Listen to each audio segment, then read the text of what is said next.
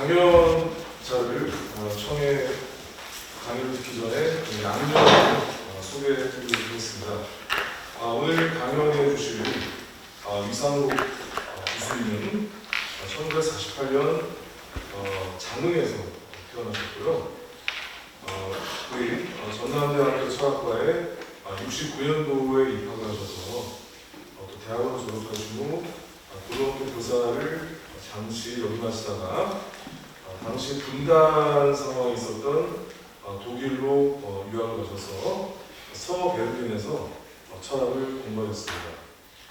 유상록 교수님은 1986년도 저희 전남대학교에 부임하셔서 2012년도에 정년 퇴임하시기까지 많은 우수한 연구 업적과 훌륭한 제자들을 배출하셨습니다.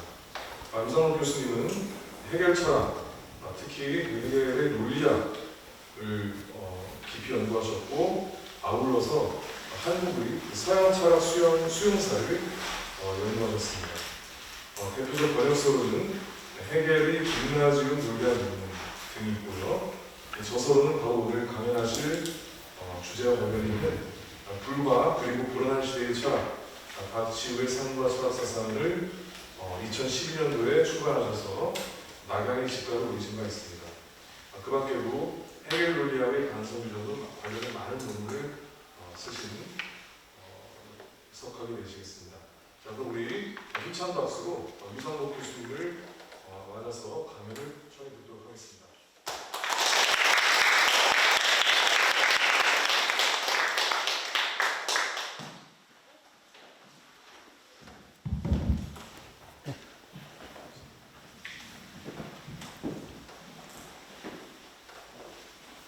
여기 서서 할까요? 앉아서 예. 전남대 철학과 명예교수 이상복이라고 합니다.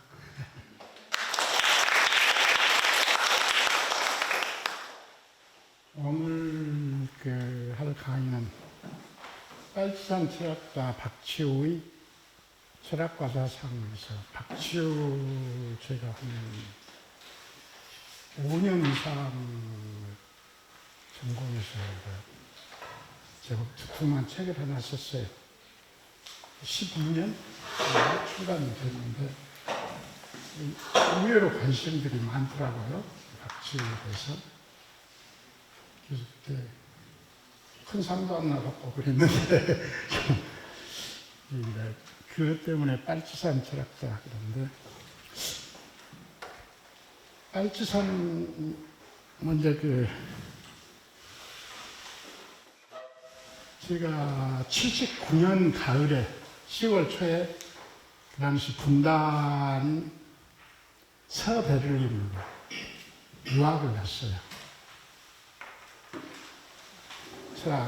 유학을 가는 계기가 거기 어디 철학 학회지에 독일 교수 이름, 철학과 교수 이름이 나오더라고요. 그래서 어성찬한테 그때 잘 글도 못 쓰고 그런데 하여튼 서툴게 나마 사전 보고해갖고 편지를 하나 썼어요. 독일 가서 공부하고 싶다, 도와주라. 그러니까. 몇 달 후에 딱 답장이 왔어요. 좋은 소식이 갈 테니까 기다려라. 그러면서 대학 본부에서 편지가 갈 것이다. 그래. 그래서 이제 기다리고 있었죠. 그랬더니 딱 본부에서 연락이 왔어요. 대학에서 이제 유학생들 관리하는 곳이 있어요. 그걸 독일어로는 아우슬란드암트라고 하는데 사전에도 안 나온 말이에요. 그러니까 대학 기관 이름인데 그러니까 외국 유학생들 관리소예요. 거기서 얼른 와라. 그렇게 이제 답장이 온 거예요. 아까 전에 교수가 말했던 거죠. 그래, 이제 교육교 가서 오라간다 가니까 절차를 밟아라 그러는 거예요. 절차가 어찌 까닭스럽더니 죽도 어떤 뭐다. 그래갖고 2년 동안 혼났어요. 나 시골에서 이제 교직 고등학교 그만두고 2년 동안 서울로 왔다 갔다 하면서 그 수석조차. 그때 교육부에서 수석 받고, 그 다음에 외무부에서 수석 받아요. 그 다음에 정보부에서 또 수석을 받아야 돼. 그게 그때가 박정희 정권 말기 아닙니까? 그리고 수시로 또 이제 시골 경찰서에서 집에 감시가 와요. 그래서 내가 2년 동안 아주 죽을 판 있죠.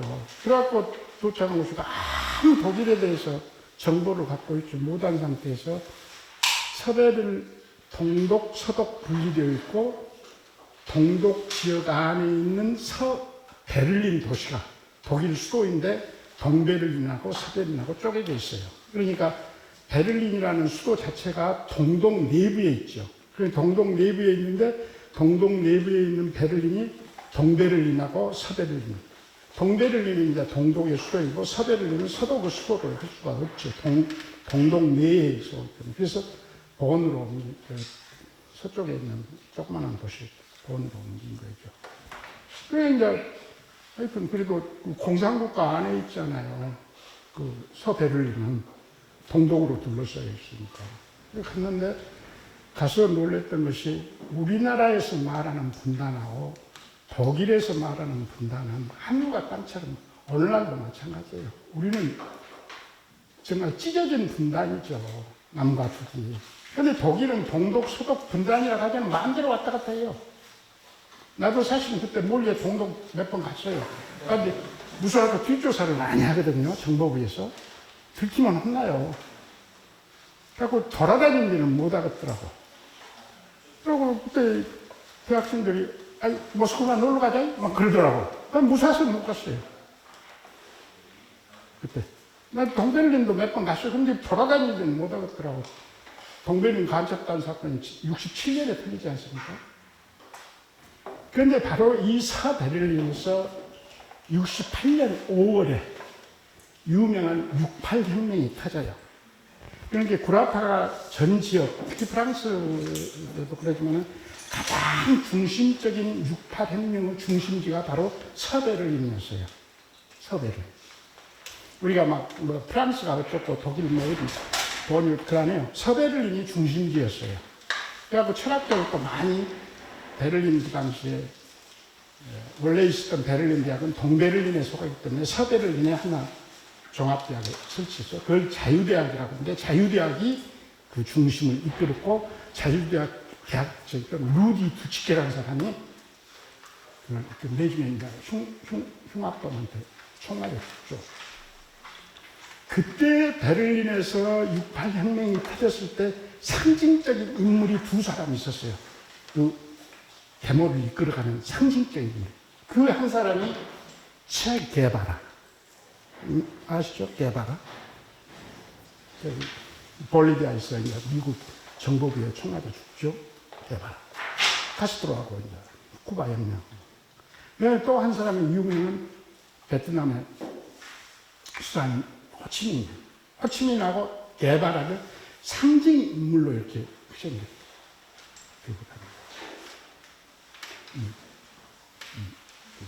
그건 오늘날도 그래요. 그리고 그것을 아까 전 이끌었던 내중에 흉악한 흉악을 준 루디 두치케는 오늘날도 베를린 자유대학에 가보면 두치케 거리가 그대로 있어요. 두치케 거리. 두치케 스트라스, 거기는 두치케 스트라스. 그렇게 학생들 중에 영웅. 그리고 이네들이 모여서 놀기만 하면 노래를 부르는데 그 노래가 유명한 빨치산의 노래인 넬라차오라는 노래예요. 넬라차오. 넬라차오. 이제 이태리의 민요에서 유래했다고 합니다. 넬라차오. 뭐 작가가 하면 그런 뜻입니다. 이 벨라차오에 해당되는 우리나라 노래가 뭐 있습니까? 혹시? 부용산이라는 노래가 있죠. 부용산. 혹시 들어보셨어요? 이때까지 금지곡이었죠, 부용산은. 응? 이승만 정권, 박정희 정권이 금지됐다. 그래서 몰래 조금씩 불렀죠. 부용산의 유래는 뭐냐 하면, 원래 거기에 얽혀있는 아주 유명한 사건들이 여러 있습니다. 원래 그 박기동이라는 시인이 있었어요. 벌교. 여기 보성 벌교죠. 벌교사라는데 박기동이가 자기 여동생이 시집갈 나이에 죽어버렸어요. 시집 못 가고 그냥 시집 가려고 약속해놓고 그러다가 죽어버렸어요. 그래서 하나 마음이 아파서 저기 목포에서 그때 항도 여중인가 거기서 이제 교사하고 있었는데 그래서 부용산이란 시를 썼어요. 부용산이 벌교의 쬐깐한 산 그 뒤에 지금도 거기 이제 시비도 붙여놓고 그랬습니다. 그 시를 보니까 너무 음악했던 안성현이란 작곡가가 있어요. 안성현이 너무 좋거든. 그래서 거기다가 자기 제자가 또 마침 그때 죽은 거야. 그래서 그 제자 생각도 나고 그래서 부용산에다 작곡을 붙여서 엄청나게 퍼졌어요. 우리나라에서는 아무도 그 노래를 다 알고 나도 어렸을 때 그걸 들어서 알았어요. 근데 거의 금지곡이라는 것은 몰랐지. 그런데 완전히 금지곡이 됐는데 빨치산들이 그 노래를 엄청나게 좋아했다고 그래요. 왜냐하면 마음 아픈 노래거든요. 그래서 많이 불렀던 모양이에요. 그리고 박기동이는 쫓아내버렸지. 그래갖고 아마 뉴질랜드로 이민 가고 거기서 죽었을 겁니다. 그리고 안성현이는 월부겠죠. 안성현이 혹시 여기 내려가면 나중에 남평 알죠? 남평면이. 남평 앞으로 흐른 강이 무슨 강입니까? 예? 드들강이죠. 그 영산강 중요한 지리 중에 하나예요. 그 드들강변이 안성현이 마을이에요. 지금 내리 월북에 있어요. 엄마야 누나야 강변 살자 그 노래를 작곡한 사람이 안성현이에요. 그래서 그건 누가 그러더라고요. 드들강변에서 태어나서 드들강 노래라고 엄마야 누나야. 물론 김소월이 신가 그럽니다.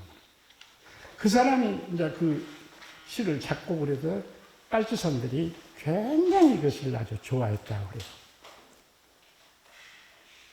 부용산 모르십니까? 70년대 중반부터 몰래 대학생들이 부르기 시작했어요. 왜냐하면 그때 시인 김지아는 학생들의 영웅이었죠. 70년대에는. 내중에는 변절해갖고 미친 짓거리 하다가 죽었습니다. 그 당시는 영웅이었어요. 오적에다가 엄청난 아주 오적이. 여기 내일 모레 김남주를 항상 가슴 속에다 김지아 그 감옥에서 이렇게 찍은 사진 그놈 품고 다녔어요. 김남주 시인이. 그런데 김지아가 부용산을 부르기 시작한 거예요. 그러니까 학생들 사이에 막 풀었죠. 나는 이미 알고 있었어요. 왜냐하면 부용산이 나는 벌교산이라는 것을 내중에 알았는데 자흥의 산이 유명한 큰 산 중에 하나가 부용산이에요. 이 부용산 밑에 마을이 우리 소설가 송기숙 선생님 마을이에요. 그 뒷산 이름이 큰 산인데 저 벌교는 쬐까는 커요. 부용산이고 그 부용산 밑에 있는 면이 용산면이고 그가 우리 소설가 송기숙 선생님 고향이에요. 송기숙. 그래서 송기숙은 굉장히 그런 자긍심을 갖고 있어 고향에 대한. 그래서 나는 그 부용산 노래로 그걸 알았어요. 그 노래인 줄. 내중에서 이제 벌교 노래인 줄 알았지. 그런데 내중에 이제 자음 이야기 좀 하려고 그럽니다. 그러면서 사실 그런 얽힌 이야기들이 중심 지역이 전라도, 특히 전라남도예요. 내중에 또 이제 그런 것입니다. 원래 빨치산이라는 말 들어보셨죠? 빨치산이라는 말은 러시아어를 음차해서 부른 명칭이라고 해요, 빨치산. 원래 독일어는 파르티잔 그럽니다, 파르티잔.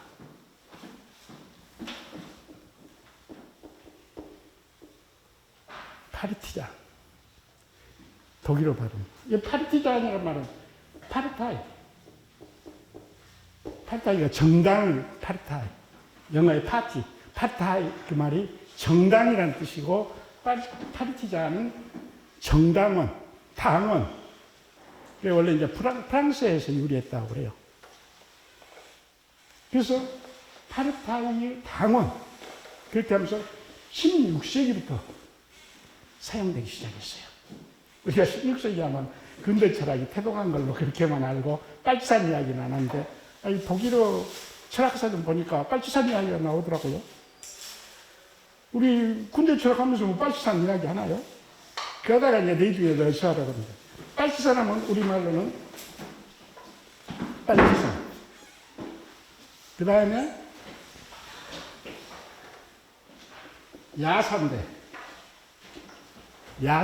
야산이란 말은 야트막은 산. 그런 뜻이에요. 거기에 돌아다니는 전사들. 그 다음에 밤손님. 주로 밤에 많이 돌아다니는 사람들. 밤손님. 그 다음에 또 하나가 게릴라.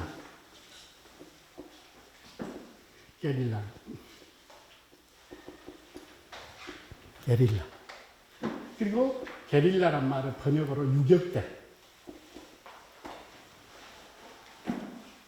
게릴라란 말은 19세기 초에 스페인의 여러 민간 대중들이 결사해서 프랑스군이 침입을 하니까 대항해서 싸웠다고 그래요. 이 사람들을 게릴라라고 불렀어요. 그래서 곧 그것이 파르티산과 게릴라가 같은 의미로 쓰이게 됐어요. 게릴라. 19세기 초에. 그리고 이와 같은 것에 이제 상징적인 이름, 아까 전에 말했던 셰게바라고 게바라는 그런 내용의 글들을 많이 썼다고 그래요. 그러니까 이런 게릴라라든가 빨치산이라고 하는 것은 정상적인 군인이 아니라 비정상적이면서 인민들의 일상 생활 속에 뿌리를 받고 있는 일종의 비정규직 투사들, 전사들. 그것을 빨치산 내지는 게릴라라고 부르게 됐어요. 그래서 게릴라전, 빨치산 전쟁, 게릴라 전쟁은 같은 뜻으로 오늘날은 다 쓰게 되고 그와 같은 얘기를 정리했던 사람 중에 한 사람으로 이제 체게바라를 들고 그러죠. 그럼 우리나라는 어쩐가? 우리나라가 빨치산 전투가 본격적으로 이제 10년대부터 그랬습니다. 20년대부터 본격적으로 빨치산 전투가 벌어지기 시작하고 그 상징적인 인물이 김산이라는 사람이에요. 원 이름은 장지락인데 아리랑을 닐 에일스가 썼습니다만 김산과 아리랑 같이 쓴 걸로 되어 있죠. 이 사람도 일본에서 의대를 다니려고 그랬어요. 때려치고 이제 독립전쟁에 뛰어오면서 그 당시 독립전쟁 정규적인 군인이 있었어요. 그러니까 주로는 중국 지역을 중심으로 해서 빨치산 투쟁에 뛰어들게 되죠.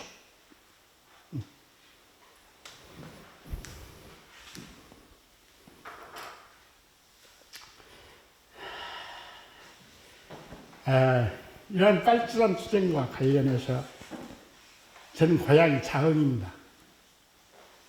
항상 자흥에 가서 어렸을 때 중학교까지 자흥에서 다니고는 고등학교부터 광주 가서 광주서 일생 동안 사니까 집은 자흥가 있습니다만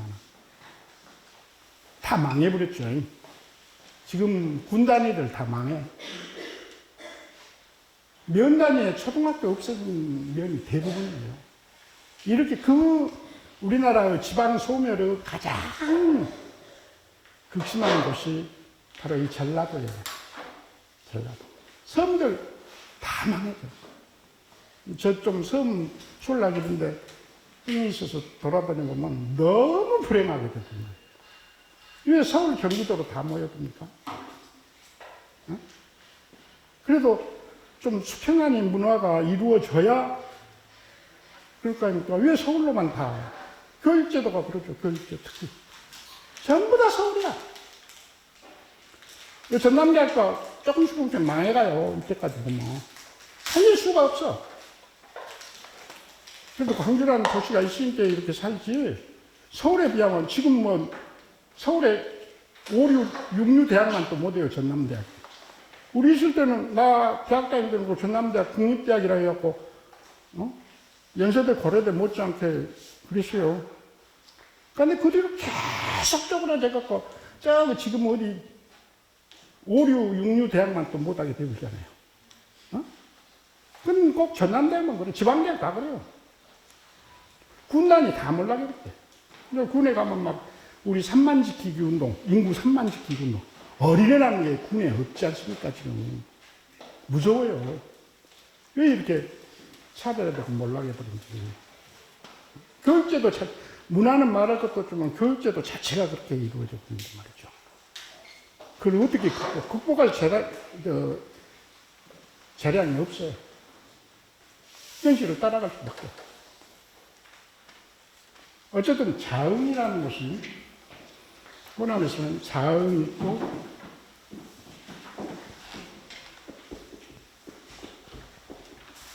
자흥이라고 이렇게 할머니도 쓰는데 오래도록 흥해라 흥청흥청만큼 살아라 그런 뜻으로 쓴다 그래요. 그 옆에가 고흥이거든요. 바다 바로 옆에 고흥이에요. 고흥도 흥이죠. 높이 흥청거리면서 살자. 고흥. 그 다음에 중간이 보성. 그 다음에 서쪽으로는 강진 해남. 북쪽으로는 영암. 그 다음에 화순. 이렇게 되어 있어요. 왜 제가 자흥을 설명이냐면 자흥은 전쟁터였어요. 전라도에서 가장 치열한 전쟁터. 그 말은 뭔 말이냐면은 여러분 동학농민전쟁은 마지막 결전지가 자흥이었어요.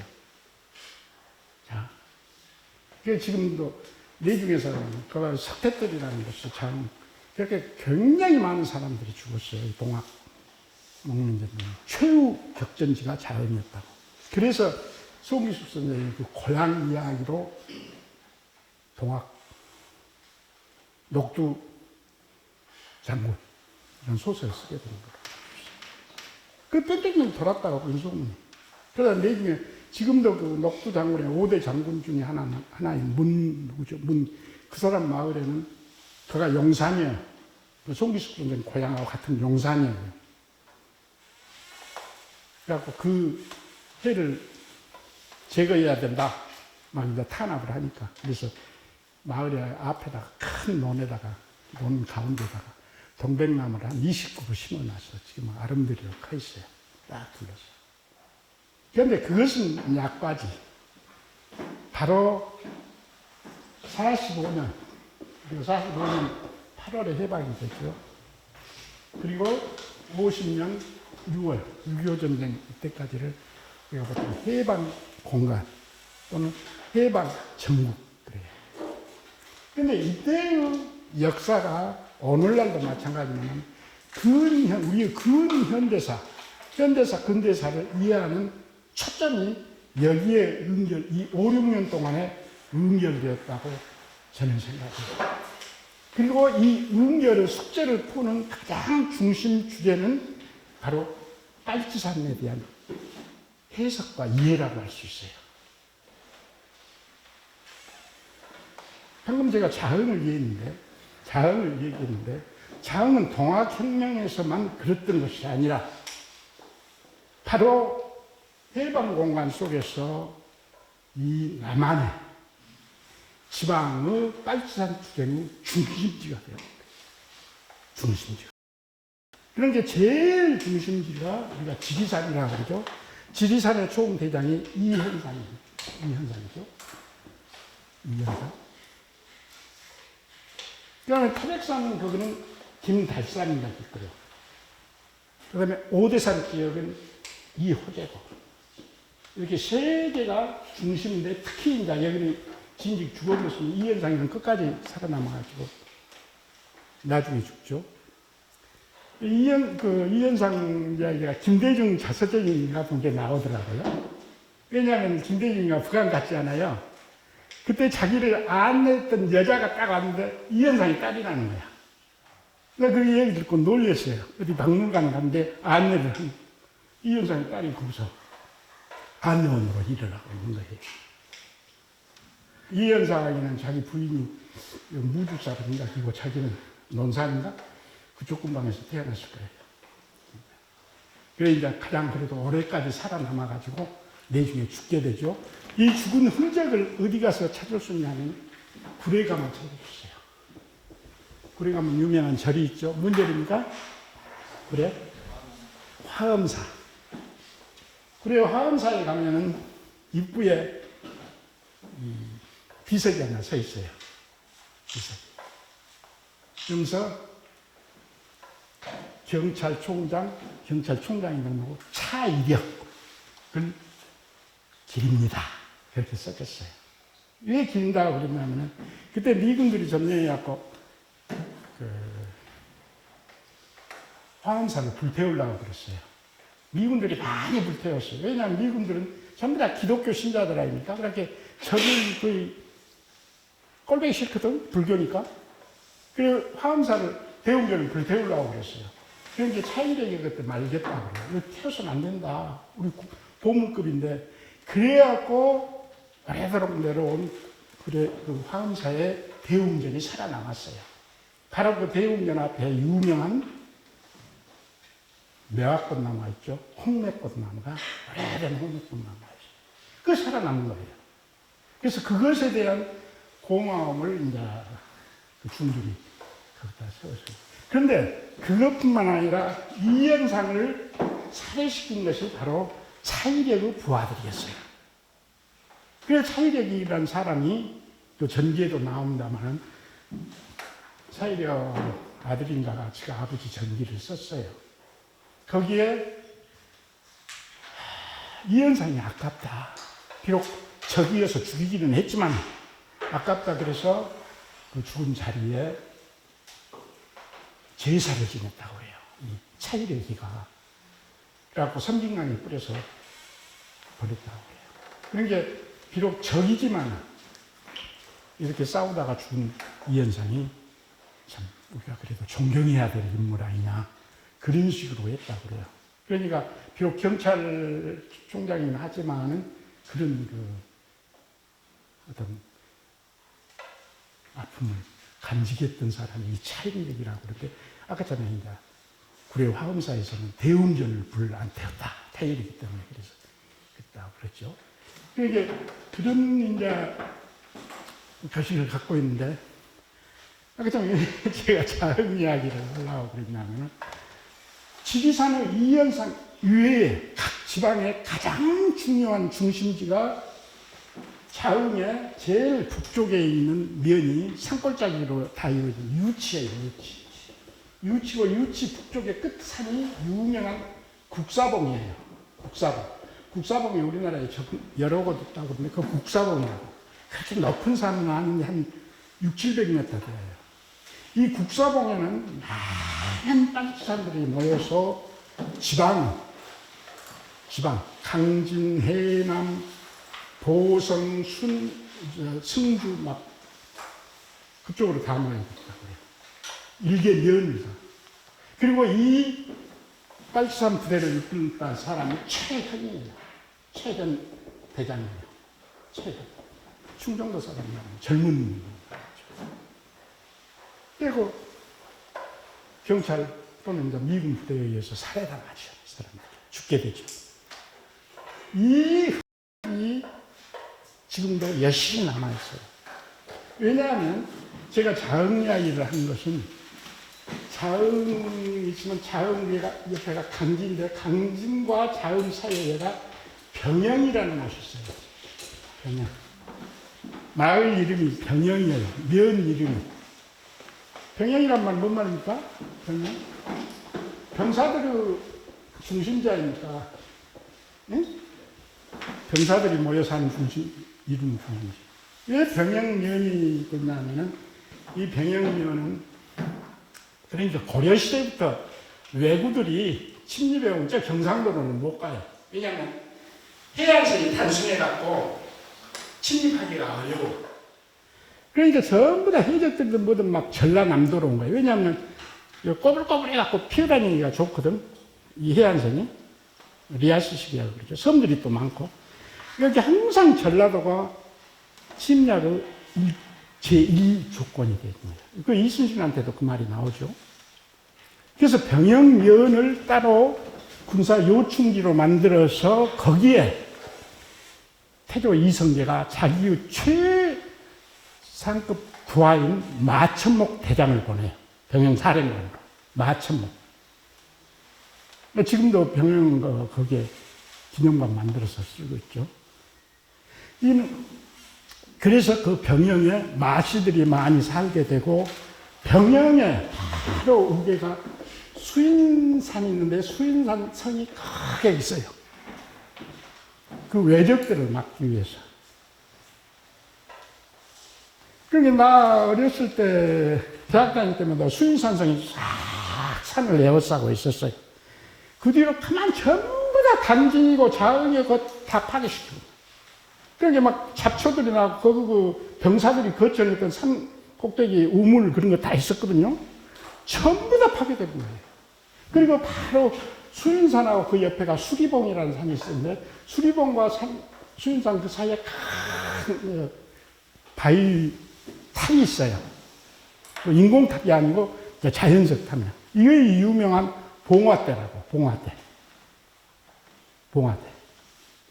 그러니까 이 수인산성과 수리봉, 이것을 에워싸고 있는 그곳이 조선시대 외적을 막은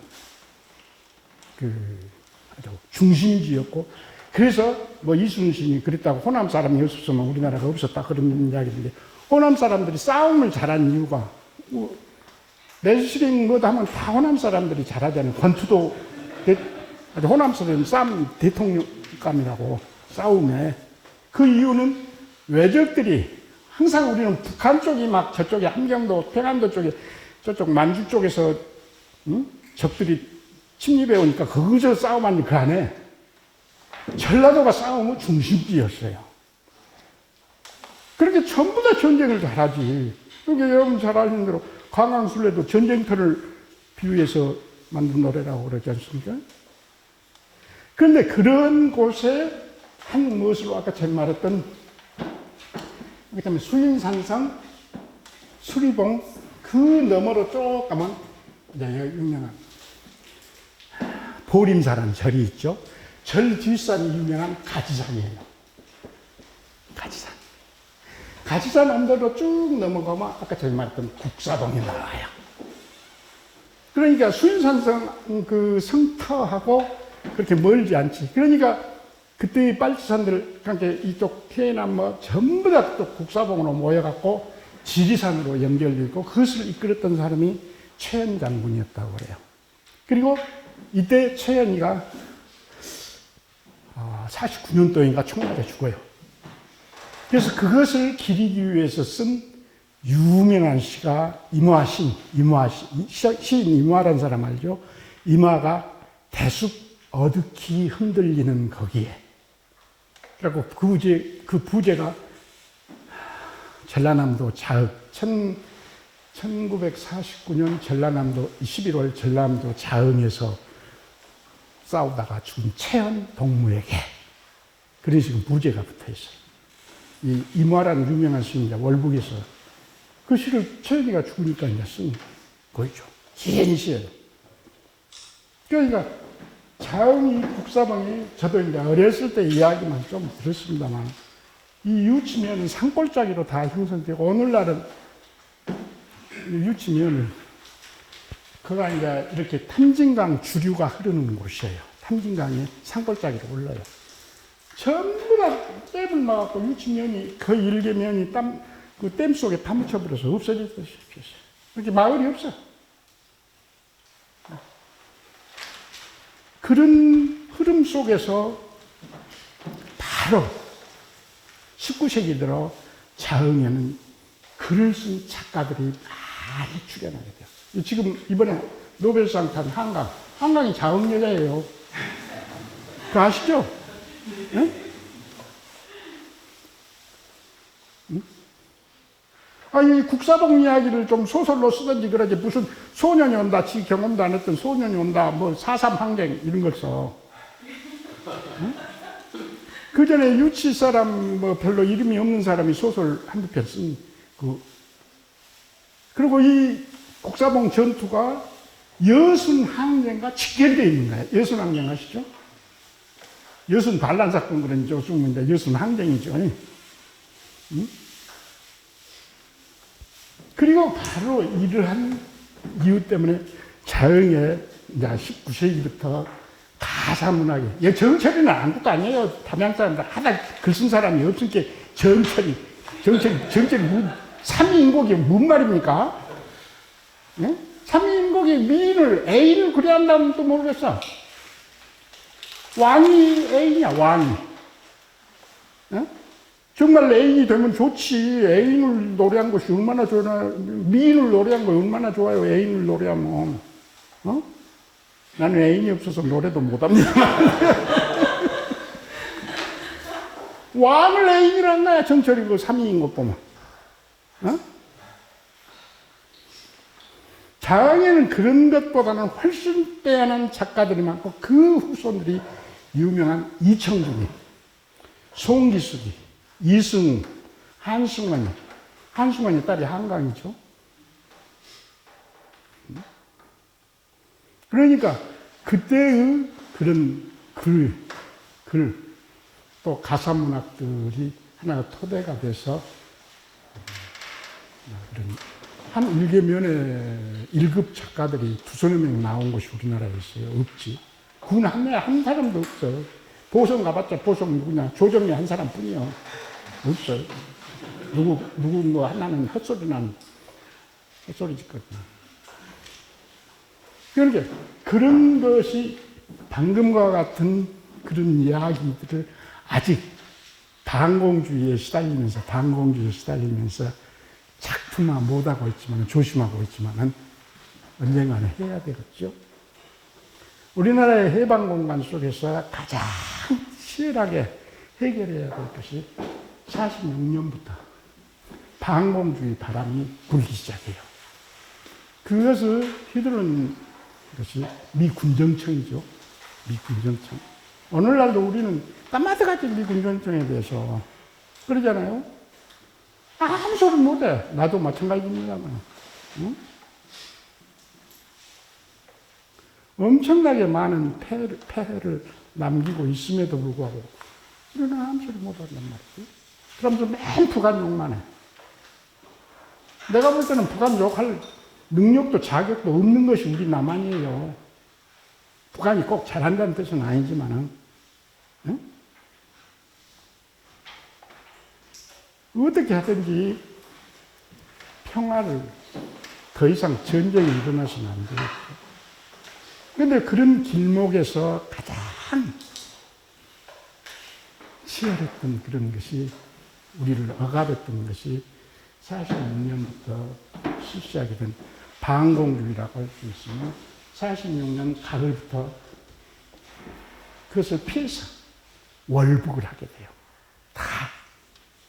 그러니까 어떤 파만, 예컨대 박은영 파만 월북한 것이 아니라 조금 진보적인 의식을 갖거나 그런 사람 전부 다 월북해요.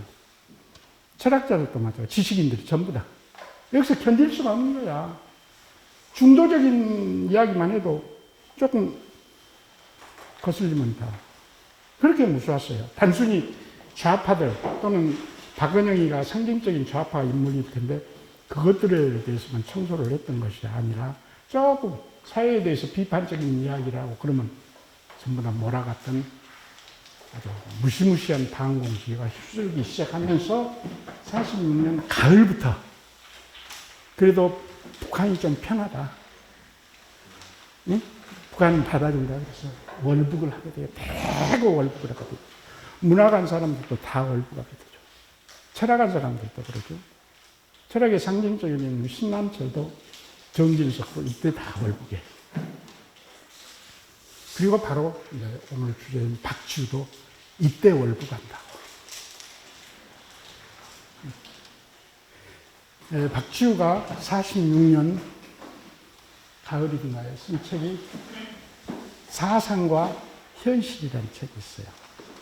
별로 두텁지는 않고 그 당시로서는 엄청나게 큰 인기를 얻었다. 해방공간 속에서 3판까지 출간된 책은 유일할 것입니다. 이 사상과 현실. 그리고 6, 7명의 작가들이 서평을 썼어요. 박지우의 사상을. 그 뒤로 이제 둘이 시끄럽시끄럽하고 헤어졌습니다만 박종홍이라는 유명한 철학자죠. 박종영이도 바로 유명한 이 사상과 현실을 꼭 읽어봐라 라고 하는 아주 극찬하고 있는 사편을 쓴 거예요. 그러나 46년 가을에 박치훈이 월북하게 되고 이 월북의 순간에 그 이전에는 이제 간접적으로만 좀 그랬던 것 같은데 박은영과 좀 더 뚜렷한 선을 잡게 됐던 것 같아요. 그러면서 바로 67년 평양 근처에 강동 정치학원이라는 걸 설치해요. 강동 정치학원. 이게 이제 본격적으로 빨치산 전투를 수행하기 위한 빨치산 학교예요. 그리고 우리 남한의 유명한 빨치산들은 전부 다 이 강동 정치학원에서 빨치산 교육을 받고 내려오고 이때 강동 정치학원 원장이 박병일이라는 사람이고 군사부 원장 서철, 그 다음에 사상 문화원장은 박치우라는 사람이에요. 박치우는 경성대대 철학과 5회입니다만 33년인가 졸업했는데 일본에도 없는 철학의 천재로 일본 그 당시 경성대대는 전부 다 교수들이 일본의 최1급 인물들이었어요. 일본에도 없는 예한 철학자로 그러다가 이제 곧 숭실전문대학 교수로 활동하다가 다시 또 폐교가 되니까 조선일보 기자로 활동하다가 결국 중국으로 가서 아마 연안을 가려고 했던 것 같아요. 그러나 못 가고는 해방돼서 45년 가을에 귀국하게 돼요. 그러다가 46년 봄에 현대일보라는 신문을 창간해서 거기에 실려있는 대부분의 글은 박치우 글들일 거예요. 아직 밝혀지지는 않고 있습니다. 나도 깜짝 놀라서 그 현대일보 원문을 좀 보려고 어디 이제 알아보니까 서울대학에 원본이 있대요. 그래서 서울대학은 이제 많이 훼손되어 버렸더라고요. 중간중간에. 그래서 다시 물어보니까 국립도서관에 가면 원본 볼 수 있다고 그래요. 그래서 이제 서울로 며칠 시간 내갖고 딱 갔던데 그때 이명박 정권 들어서 1년 됐나? 그러니까 도서관장한테 전화를 했어요. 그래도 나 전남대 교수인데 그러고 이제 좀 그 신문이 여기 원본이 있다 해서 보라더니 그러면 정보부에 가서 그 허락을 받고 오세요. 그러는 거예요. 뭐 명색이 교수가 신문 좀 본다는데 정보부에 가서 그런 것을 허락받고 봐야 깜짝 무섭기도 하고 깜짝 놀래갖고 못 보고 그냥 내려와 버렸어요. 그 이명박근혜 촉이라고 그렇게 무서운 거야. 흉악하죠. 상상을 하겠어요? 응? 그럼 다시 감동적인 이야기 하려고. 아까 전에 서베를린이 있죠. 서베를린에서 이제 유학생을 하면서 2년 동안 독일어 공부를 해요. 그러니까 나 그때 2년 동안 독일 전역을 갈고 다니면서 데모했어요. 5.18 때문에. 그래갖고 우리 독일어 선생님 여자인데 거기는 교수가 아니고 여자 선생이죠. 독일어는. 너 고향으로 돌아가라고 땡겨버리더라고요. 입학 원서요. 그래갖고 미치겠더만. 가자마자 아직 자리도 못 잡았는데 가자마자 박정희 죽었지. 또 6개월 후에 5.18 광주항쟁 터졌지. 막 그거는 방송이 막 나더라고. 그래갖고 데모하자고 그러는데 내가 광주가 고향인 내가 빠져불겠어요. 그래갖고 이제 데모에 참가하고 그러면서 본도 가고 프랑크푸르트도 가고 막 여러 학생 조직제. 그래갖고 이제 선생한테 허락도 안 받고 다니냐 막 그래갖고 미움받아 버렸죠. 그런데 바로 그 언저리에 친구가 그러더라고. 나보고 너 임꺽정 읽어봤냐? 그러는 거예요. 임꺽정. 임꺽정이 홍명희가 쓴 유명한 소설이잖아요. 내가 그거의 해방 후에 46년인가 큰 두꺼운 책으로 3권으로 해서 출간됐어요. 임꺽정. 원래 작품은 20년대에 이제 신문에다 발표했던 글인데 홍명희가. 아니 나 못 읽어보고 1권만 해서 읽어봤는데 고향에서 이렇게 그래? 너 저 국립도서관에 가서 찾아봐 그러더라고. 그래서 그 친구는 한 15년인가 독일에서 살아나서 잘 알래. 그래 국립도서관 갔더니 딱 진열되어 있는 거예요. 임꺽정이 1, 2, 3권이.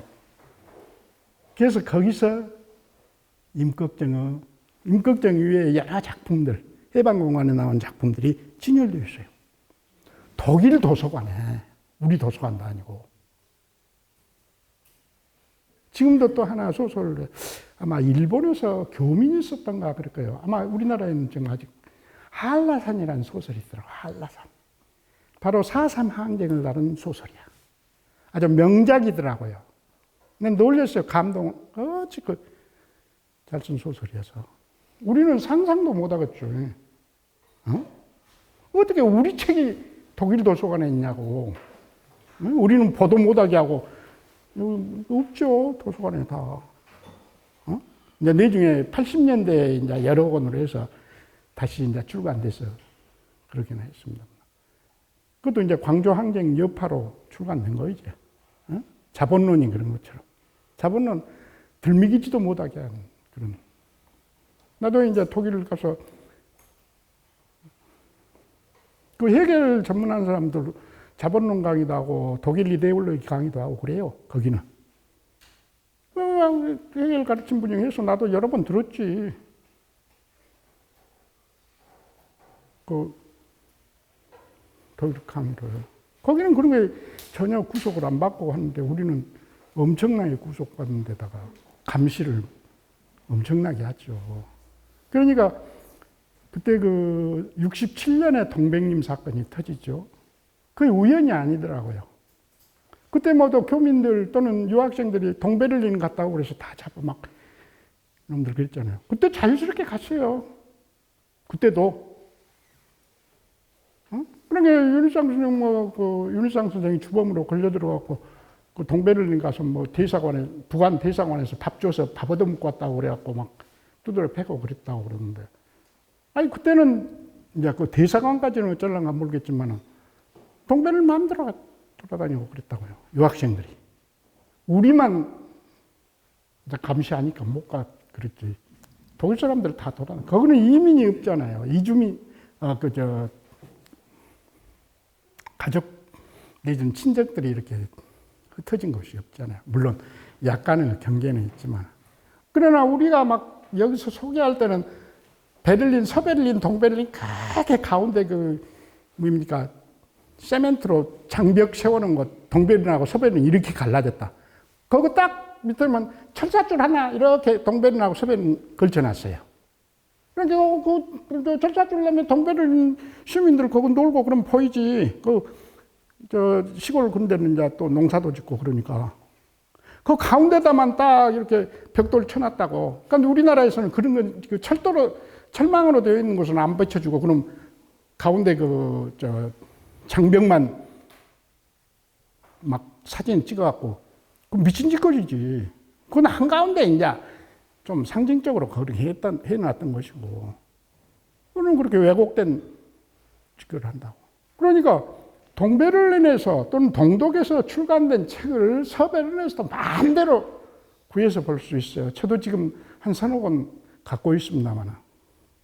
그렇게 무서운 짓거리를 우리는. 지금도 난 모르겠습니다. 보안법 청소 안 했다고 그러대요. 그렇습니까? 청소했습니까? 보안법? 응? 보안법 핵심이 반공주의 아니겠어요? 응? 물론 우리가 공산주의에 대한 비판 또는 마크스주의에 대한 비판이라고 하는 것과 반공주의하고는 전혀 다르죠. 공산주의에 대한 비판, 마크스주의에 대한 비판을 반공주의라고 하는 것과 연결시키면 안 되죠. 전혀 다른 문제이지. 응? 그래, 해결 철학에 대해서 비판을 자유롭게 할 수 있는 거이고, 마크스 철학을 해도 마크스 철학에 대해서, 무엇이 틀려먹었지만 비판도 하고 다 그런 거지. 그러지 않겠어요? 그 철학의 자유고 지성이라고. 응? 그러나 근래 들어서는 비판적 지성이 없어졌어, 우리나라에. 물론 저도 마찬가지입니다만은. 맨 시대에 쫄랑쫄랑 따라다닌 그런 아부쟁이들만 득실거리는, 이렇게 못돼 먹은 사회를. 어찌 보면. 그리고 바로 그런 것들이 연결되어 나타난 것이 46년, 아까 제가 말했던 46년이고, 이때부터 우리 46년 시간 동안 50년 해방공간 속에서 고전들이 여러 권 출간돼요. 아까 처음에 임꺽정을 들먹였습니다만 임꺽정도 고전 중에 하나야. 그리고 46년에 가장 중요한 우리 고전으로는 민주주의 12강이라는 책이 있어요. 민주주의 12강. 아직 출판도 안 해버려. 민주주의 12강. 우리나라의 민주주의를 어떻게 확립시킬 것이냐 하는 것을 12사람이 등장해서 강연 형태로 논문을 쓴 글이에요. 그 제목을 민주주의 12강. 강이라면 강연. 아무도 그 출간 안 해. 물론 대부분 그 작가들은 사회주의 그런 세력들이고, 바로 아까 전에 말했던 박주도 거기에 중요한 논문 하나를 발표를 해요. 민주주의 12강에서. 그러니까 대체로 이런 빨치산이라든가 게릴라 세력들은 사회주의에 대한 그런 의식을 긍정적으로 흡수한 사람들이고, 이 사람들이 가지고 있는 것은 아까 전에 말했던 인민. 우리가 지금 인민이란 말은 이미 19세기 말부터 쓰기 시작한 걸로 알려져 있어요. 인민. 근데 이게 북한에서 인민이란 말, 또 공산국가에서 인민이라는 말 써보니까 우리 남한에는 금지어가 돼버렸죠. 인민. 우리가 누굽니까? 링컨이 말했다는 인민에 의한 인민을 위한 국가. 그게 민주주의다. 인민이라고 번역했어요. 다 삐부를. 근데 이제 공산국가에서 인민이란 말 쓴다 그래갖고 우리 남한에서는 폐기어가 돼버렸죠. 인민. 인민.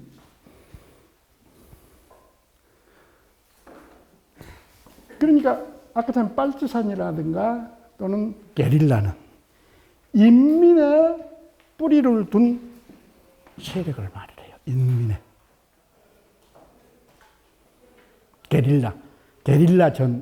게릴라전이란 말은 인민의 뿌리를 둔 비정규적인 투사들, 전사들. 이렇게. 빨치산도 마찬가지로. 해밍이 누구를 위하여 총을 울리나? 빨치산 투쟁 소설 아니에요. 우리도 일제시대의 독립투사들은 빨치산 투쟁을 하지 않을 수 없었지만, 또 해방공간이 되면서 이런 탄압을 벗어나기 위해서 투쟁한 것이 바로 야산대 또는 밤손님이라고 부르기도 했던 빨치산 투쟁이었다. 그리고 이 빨치산 투쟁들이 결국에 49년에는 전체적으로 들고 일어나게 되고, 그것이 곧 6.25 전쟁으로 이어진 것이다. 그러니까 6.25 전쟁을 단히 북한이 남한을 침입해서 들어왔다, 우리가 그렇게 역사에서 이야기하면 그건 좀 너무 단순한 표현. 이미 그 이전부터 엄청난, 각 지역마다 엄청난 빨치산 투쟁이 벌어지고 있었던 것이죠. 야산대, 밤손님 이런 말이 그렇게 해서, 그리고 아까 전 말했던 부용산도 그렇게 해서 유행한 노래가 됐던 것이고, 벨라차오 마찬가지로. 독일 학생들은 모이기만 하면 벨라차오를 부르더라고. 맥주 한 잔씩 먹으면 벨라차오 합창해. 맨 벨라차오. 아까 전에 체게바라나 호치민. 우리는 어떤 면에서는 그 역사에서 보면 범죄 국가죠. 베트남에 파병해갖고 엄청나게 많은 사람들을 죽였지 않습니까? 우리는. 파병한 국가가 우리나라뿐이에요. 어디 나라 몇 개도 없다 그러면 그 나라들은 서너 명 보내갈 정도 돼. 우리는 몇만 명 보냈잖아요. 그러니까 호치민이 막 남한 욕을 무지하게 했다고 그래요. 호치민이. 그럴 거 아닙니까? 미군은 미군이지만 또 남한까지 파병해갖고 베트남 일반인들을 무지하게 죽였죠. 여러분들은 혹시 모르겠지만 그때 유행한 노래가 월남에서 돌아온 김상사예요, 우리가. 그래갖고 막 찬양가 부른 거야. 월남에서 잘 싸우고 돌아왔다고. 그런 어처구니 없는 죄악을 저지른 거죠. 역사적인 죄악이죠. 어쨌든 이러한 그런 과정에서 아까 전에 강동 정치원의 사상범이었던 박지훈은 49년에 이호재라는 사람은 자기보다 나이가 어립니다만 이호재와 함께 오대산 전투에 뛰어들게 돼요. 이제 아마 부인은 부인이 이름이 김종숙이라는 상당한 그 수준 높은 지식인이었습니다만 일찍 결혼을 했어요. 그런데 자녀는 두지 않았다고 그래요. 그래서 자기 이렇게 빨치산 투쟁을 올라오면서 부인은 양강도 그쪽 어디에 혼자 살고 있다고 그러는데 어쩐가 모르겠어요. 지금 뭐 어쨌는가 북한에서 뭐 전혀. 그리고 49년에 내려와서 49년 이호재 군대가 빨치산 부대가 군경에 의해서 타살돼요. 이호재도 이때 죽게 되고 다시 이제 김달산 부대로 합류해서 태백산 전투에서 박지우가 죽은데 이 박지우가 죽은 거이 그 당시 동아일보에 이렇게 쫙가만히 났다고 그래요. 저그 부대장 박지우가 사살됐다라고 하는 것이 동아일보에 나서 그것이 확인됐다고 그랬죠. 그러니까 그 이후 박지우는 경성제대 다닐 때부터 문화인들, 지식인들, 철학한 사람들 모르는 사람이 없죠. 가까운 친구들도 많고 서울대 교수들 여러 명 있어요. 서울대 심리학과 교수 누구지? 김진순이든가? 그 남자. 그 아주 유명한 친한 친구라고. 박종홍은 나이는 박종홍이 훨씬 내중에 늦게 들어왔으니까 나이는 많지만 친했죠. 이갑석이도 그 다음에 문필가들도 많아요. 응? 백철이 알죠? 백철이하고도 아주 친했어요. 그런데 백철이는 이제 이쪽 변질해갖고 말도 안 하고. 최재사하고도 잘 알고. 그러니까 그런 과정에서 피살되면서 이제 일종의 묻혀져 버린 것이죠. 그러다 아까 전에 사상과 현실 그 책은 이제 80년대에서 서울을 중심으로 해서 학생들 사이에 특히 이제 학생운동하는 그런 세력들 사이에 아주 널리 퍼져 있게 되는 그런 책이죠. 오늘날도 사상과 현실은 따로 출간된 책이 없어요. 다만 박지우 글들을 모아서 정리한 박지우 전집이 국문학 한 권으로 나오는데 제목을 사상과 현실이라고 그러면서 사상과 현실 책을 갖다 해체시켜갖고 그 속에다 포함시켜버렸어요. 그래서는 안 될 텐데 독립적으로 나온 책은 그대로 하고 또 나머지 글들은 또 하나는 아까 전에 46년 3월부터 10월까지든가 11월까지든가 출간한 신문이 현대일보라는 신문이에요. 아까 전에 잠깐 얘기했는데 이 현대일보는 일요일도 없이 매일 출간하는 신문이에요. 그런데 이 현대일보에 실려있는 사설들은 빼어난 글들이에요. 아까 전에 제가 국립도서관에 있다고 해서 복사본은 남아있을 거예요. 복사본은 흐려갖고 잘 못 읽겠더라고요. 그런데 아직 현대일보를 아무도 정리를 않고 있어요. 그러니까 이런 사람들이 그 당시의 사회와 역사 또는 우리가 가야 될 길을 어떻게 제시하고 있는가라고 하는 걸 우리가 참고해서 배워야 될 거 아니겠습니까? 좀 더 우리를 읽을 만하게 이렇게 이끌었던 분들이 대부분 제3세계가 다 그래 왔던 것처럼 사회주의 아까 전에 그 6.8 사건의 선구적인 지역이 서베를린이라고 했죠. 바로 서베를린이 6.8 항쟁 터지면서 그것이 20년 후에 독일 통일이 이루어진 거예요. 그것이 바탕이 돼서. 바로 빌리 브란트가 그냥만 아니에요. 빌리 브란트가 초석을 놓은 거이지. 3인당.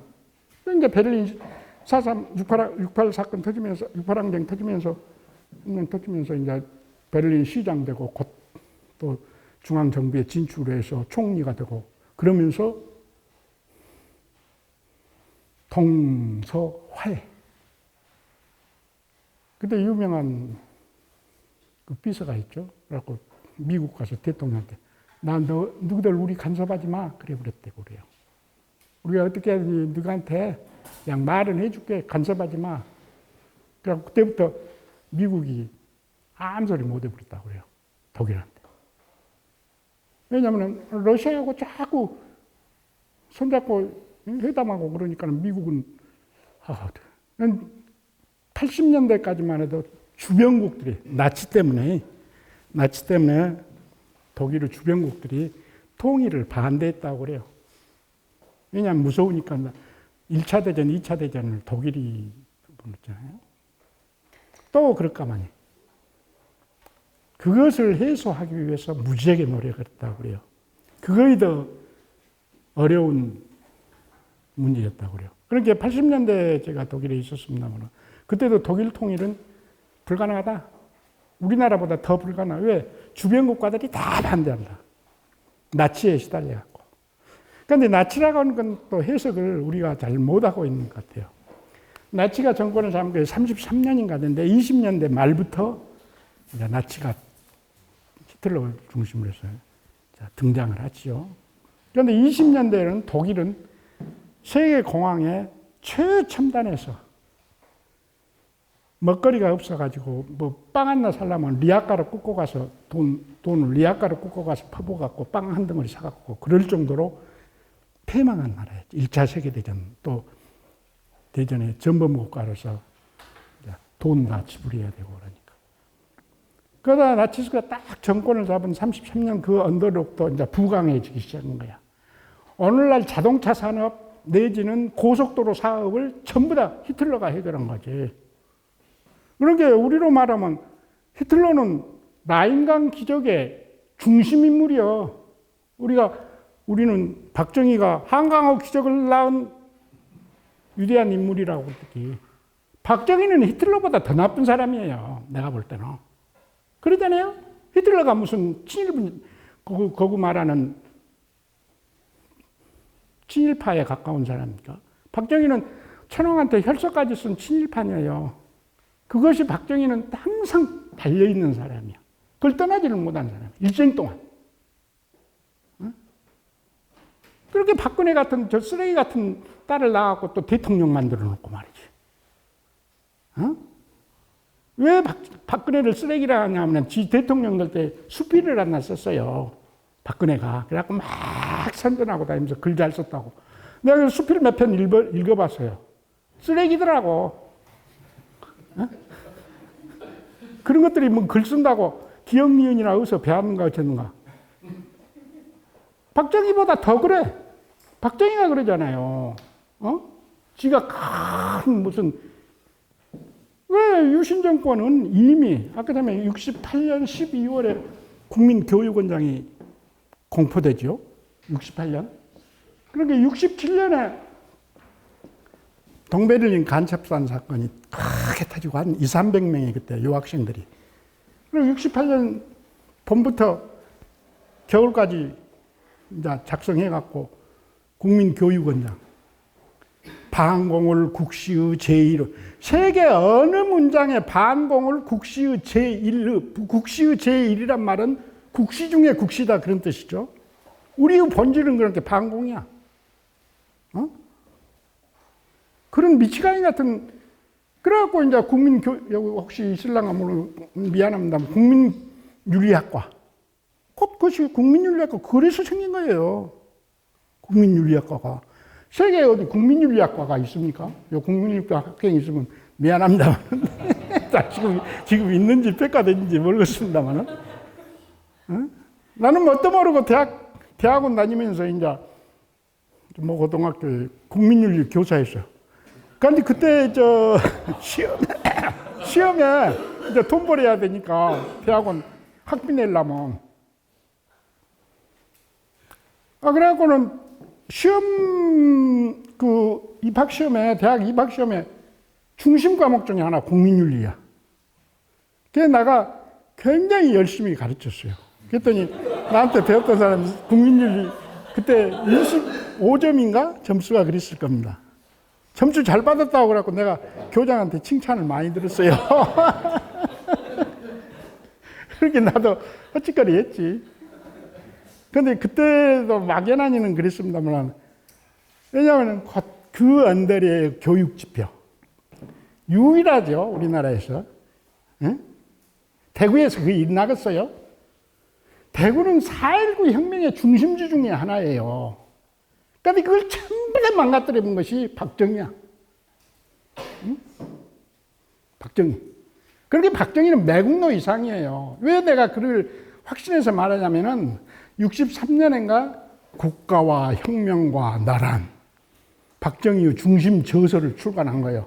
국가와 혁명과 나. 그 말 뭔 말이 있겠습니까? 제목부터. 내가 국가야. 지가 국가야. 그리고 그렇게 일으킨 거이 5.16 쿠데타다. 그런 뜻이겠죠? 글도 개판이야. 그러니까 그런 의식들을 그래도 조금 가질 수 있는 의식들을 다 물론 그 형이 이제 박상희였습니다만 던져버린 것이지. 그러니까 몇 권 지금 박정희 비판 책들이 있죠. 아직도 부족해요. 인혁당 사건도 상징적으로 보죠. 인혁당이 71년입니까? 1년인가 터졌는데 인민혁명당 사건이죠. 박정희가 조작한 거지. 그 인혁당 회원들이 전부 다 대구 출신들이에요. 이제 광주 출신은 한 사람뿐이에요. 여기 조선대학교 교수였던 누굽니까? 경제학과. 박현채. 네? 박현채. 인혁당 8명인가를 한꺼번에 죽여버렸죠. 재판에서 떨어지자마자 뭐 일주일 만인가 보름 만에 죽여본 거야. 박정희가. 그러니까 그나마 남아있는 그 사람들이 무슨 큰 막 혁명을 일으키고 그럴 단체입니까? 약간 진보적인 그런 단체라고는 할 수 있죠. 대구 인민들을 다 죽여본 거지. 지금까지도 해결, 이제 무효로, 무죄라고 어쩌고저쩌고 해결 못하고 있잖아요. 그것은 물론 대구에만 한정된 그런 것도 아니지만은, 그런 게 우리 전라도도 마찬가지예요. 지금 아까 전에 말한 대로 46년 이후에 그때의 그런 언더리의 과정들을 좀 이렇게 연구해서 지금 엊그저께 서울 교육감 정근식 선생이 사회학과 교수였어요. 그때 이제 나하고 좀 친했는데, 왜냐하면 정근식이가 저항세력 운동 연구를 했어요. 그래서 나한테 막 몇 개 이야기를 해주더라고. 이런 사람 어쩌고저쩌고. 그래서 내가 그 중에 중요한 거예요. 자흥의 중요한 절 중에 하나가 보림사라. 아까 참 가시장한테 보림사가 고려시대의 12개 절 중에 하나예요. 그 파를 가지산파라고 그랬어요. 아마 국사책에도 나올 겁니다. 가지산파. 그러니까 보통 절이 아니죠. 그런데 이 가지산파가 이제 조계종으로 다 흡수되면서 이제 쫓겨냈는데, 그 이후에 이것이 그 언더리, 이 빨치산 6.25 전쟁 그 언더리로 해서 전부 다 불이 태워져 버려요. 불. 그리고 딱 하나 남아. 건물 하나 남아. 건물 하나는 이 보림사로 들어간 입구에 사천왕상이 있어요. 사천왕상. 사천왕상만 남아요.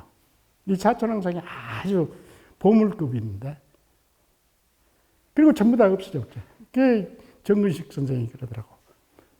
어떻게 불탔는지 알아요? 그래서, 아니, 난 불탄 줄만 알지. 경찰들이 다 그랬다 없다. 그러하니라고. 미군들이 다 태웠대요. 미군들이. 아마 거의 사실인 모양이에요. 아직 자흥에서는 그런 거 연구도 안 해보고 잔소리만 하고 있는데. 그러니까, 아까 전에 말했던 유치로 들어가는 그 틀 중에 하나예요. 이 보림사가 있고, 보림사의 지금 그 보림사 흔적 중에 가장 중요한 흔적이 다 불타서 없어져 버렸는데, 대웅전. 그 당시 석가모니상, 철불로 만들었다고 그래요. 철불. 거의 국보예요. 지금. 다시 그것은 땅에서 냈어. 그래갖고 따로 모셔서 그 철불이 지금도 그대로 국보로. 보물이 하나도 없지. 사천왕상 저거하고 그 철불상하고 또 그러고 뭐 다른 작가랑 뭐들 좀 남은 거. 그런 철불은 아주 내가 그 이렇게 잘 그런 걸 예술적으로 잘 모릅니다만은 그런 불상 중에서는 가장 아름다운 불상이더라고요. 그러니까 그런 큰 절들이었는데 그것이 이제 이 무렵에 폐쇄되는 거죠. 아까 처음에 수인산성 저렇게 몰락해서 강진도 아무 짓거리 안 하고 자흥도 아무 짓거리 안 하고 자흥도 그 어떻게 기록으로라도 6.25 아니 유치면 또는 최연 대장의 그 빨치산 전투. 여기 이쪽도 서해안 쪽으로는 불갑산 전투가 유명하죠. 불갑산 전투. 불갑산은 아무도 없어. 뭐 축제만 한다고 뭐 상사화 축제만 한다고 지랄하지. 그런 기록은 아무도 없잖아요. 불갑산 전투. 우리 대학교 최재근 선생도 그거 연루돼갖고 혼났죠. 그 불갑산 전투에 약간 그런 생각을 가지고 그래갖고 젊었을 때 혼났죠. 그다음에 여기 이 교수한테 잠깐 얘기했습니다만 여기 자흥에서 옛날에는 그가 이제 자흥에 속했습니다. 보성 있죠. 보성 바로 마을이 큰 마을인 보은강 마을이라는 곳이 있어요. 보은강. 그 마을 이름이 보은강이에요. 보은강. 그 미우는 회천으로 들어가기 바로 전에 보은강 마을이 나죠. 그러니까 정씨 자작일촌인데 정씨. 이 정씨의 인물 중에서 가장 큰 인물 한 사람이 정혜령이라는 사람이 있어요. 경성제대 철학과를 나왔어요. 8회인가 9회인가 될 겁니다. 철학과 졸업하고는 사회주의적인 의식을 조금 가지고 있었던 거예요. 월북에 불죠. 북한으로. 아마 늦게까지 살아 있었을 겁니다. 그 집안 조카가 우리 전남대학교 철학과 불교학과 교수였던 정정구 선생이에요. 정정구 선생이 그 본강 사람이라고. 근데 한줄 정정구 선생은 안 해. 왜냐하면 그때 굉장히 많은 피해를 봤던 모양이에요. 이 정씨들 피해를. 왜냐하면 그 정혜령인가가 60년대에 한번 여기를 내려와요. 몰려 돌아다녔던 모양이에요. 그거에 발각돼가지고 남은 사람들 뭐 10년씩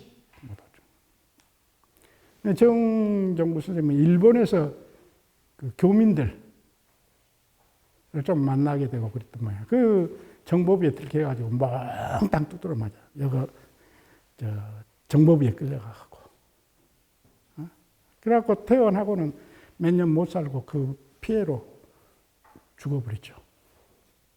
그러니까 그런 부지불식간의 피해, 있을 수 없는 어떤 인권 탄압 등등에 의해서 우리가 특히 그리고 그 중심이 바로 46년도에 있었던 반공주의라고. 안티커뮤니스무스 그러죠. 반공주의라고 하는 거.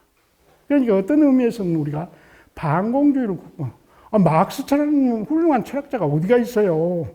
근대에서 제일 빼어난 훌륭한 철학자지 마르크스가 무슨 도둑놈입니까? 응? 자연스럽게 다 하고 있는데 우리만 마르크스 좀 어쩌면 뭐 어쩐다고 저쩐다고 난리치고 자빠졌던. 지금도 내적 것이게 6권인가 5권 특수한 책이 있어요. 이제 독일에서 그러니까 처음으로 자본론이라는 것도 독일어본으로 이렇게 조금씩 보고 또 친구들끼리 모여서 학습도 하고 그랬거든요. 그리고 이제 귀국하려는 뒤 땡겨버려야 되죠. 못 갖고 오니까. 이거 정보비에 잡히면 죽어요. 땡겨보는데 아까워 죽겠더라고. 그래도 한 4, 5년 이렇게 밑줄 긋고 막 본 책인데 땡겨보니까 아깝죠. 그랬더니 친구가 그래, 야, 대학 출판사에 가봐야 출판사에서 다 정리해줘 그러더라고. 그래서 갖고는 출판사에 갔어요. 자본론 그때 셰곤하고 또 정치경제학 비판하고 또 레닌의 그 철학 노트 있거든요. 갔더니 걱정 마. 나 다 정보부 그 무시하고 다 내가 해줄게. 딱 그러더라고 출판사에서. 그때 뭐냐면은 거기에 사진들 다 빼불고 표지 다 빼불고 제목도 크게 표지에다 다시 써. 다르게. 나스 카피탈 거 다 지워불고. 그래고 딱 주더라고 5권을. 그래고 용돈 비싸라니 그러면 출판사에. 그건 한국 학생들이 교육을 갈 때 흔히 해먹은 습관이야. 출판사에서. 그런 어처구니 없는 일을 한다고. 그러니까 출판사는 잘 알자. 한국 놈들. 저놈들 그거 하려면 정보부에 뒷조사 받으니까 그럼 빠지기 위해서 다 알고 있는 거야. 딱 그걸 교정해. 그래서 나 지금 5권 갖고 있어요. 그 새로 그 출판사에서 쓴 기념으로. 그 이제 내중에 80년대, 90년대 들어서 이제 새로 또 책을 샀지만은, 그 다음에 임꺽정 그런 거가 마찬가지로. 독일 사람들은 금방 그걸 알아보지. 금방 알아보겠어요. 그대들은 무슨, 우리처럼 탄압하는 억압이 있습니까? 그런 게 어처구니가 없는 짓거리인 한 거죠. 그러니까 우리 경우는 지금도 분단체제 속에서 단 하루도 깨어나를 좀 못하죠. 우리가 어떻게 통일하겠어요? 그저께 누구더라? 이종석인가? 우리는 두 나라라고 인정하자 어쨌다고 그러는데. 하여튼 그러나 어쩌나 항상 분단의 불안이 우리를 점령하고 있다고. 절대 전쟁을 해서는 안 되겠죠. 남과 북이. 다 죽지, 전쟁이 일어나면 우리는. 그러지 않겠어요? 누가 승자가 있겠어요? 다 죽지. 그런 게 언어도 마찬가지예요. 수년 전에 그때 김대중 때인가? 노무현 때인가? 남과 북 언어학자들이 만나서 통일 사전을 만들기로 했어요. 한글 사전. 그러니까 몇 년 지나 딱 흩어진 거야. 우리 한글도 오늘날이 결함이 많죠. 정리가 안 되어 있으니까. 국문과 선생들이 더 잘 알겠지만. 나는 그런 한글의 가장 중요한 정리해야 될 것이 한자를 폐기해야 된다. 그런 것은 쓸데없는 이야기예요. 어떻게 한자를 폐기하겠어요? 폐기할 필요도 없고 한자는 오래도록 우리가 썼으니까 그것을 한글로 표현해서 정확하게 정리하면 되는 거지. 산과 강 그렇게 표현하면 됐지. 물이란 말도 쓰고 수란 말도 쓰면 되지 뭐. 수산교통 그래야지. 물교통 그러겠어요. 그때는 수란 써야지. 교통수단 그래야지. 교통수단을 우리말로 어떻게 써? 여기 그 전에 철학한 사람들도 우리말로 철학하자. 그래갖고 존재란 말을 있음이라고 쓰자. 그런 어처구니 없는 이야기. 존재란 말을 있음이란 말, 있음이란 말도 있고 존재는 존재대로 굉장히 중요한 철학적인 용어로 정리된 거예요.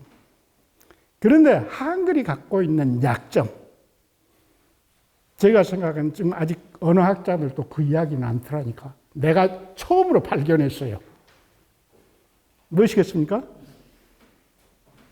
나중에 자랑 좀 해주시오. 존경어 폐기예요. 존칭어 폐기. 그것이 중요한 이유가 그러니까 한글에는 대화가 없어진 거야. 선생하고 학생하고 대화 못해. 왜? 학생은 항상 선생님 이렇게 어쩌십니까? 그리고 학생은 너 점심 먹었냐? 이렇게 말이 안 돼버리지. 제자는 항상 높임말을 써야 되고 선생은 항상 낮춤말을 써야 되고 그러니 대화가 되겠어요? 대화는 평등하게 이루어져야지. 그러잖아요? 나이를 먹으면 먹을수록 머리도 꼬꾸라지고 다 50대, 60대가 되면 늙어가서 의식이 쬐깐해져 버려요. 그러니까 30, 40대하고 대화를 못하는 거야, 다. 30, 40대가 빼어나지. 응? 내가 그래요, 내가 원래. 응? 그런데 우리는 말 자체가 오래도록 형성되어 온 거의 높임말, 존칭어. 그러니 그러니 대화가 불가능해 불정이에요. 그러니까 한글은 대화를 못해. 우리 한글 갖고. 응? 서구어가 잘된 것은 우리 한글보다 나쁜 점도 있겠지만 잘된 것은 전부 다 대화 언어로 형성되어 있다는 거죠. 높임말이 없잖아요. 응? 너 밥 먹었냐? 학생도 선생한테 선생님 너 밥 먹었냐? 그렇게 이야기를 해야지. 나 밥 먹었어. 그래야 대화가 되죠.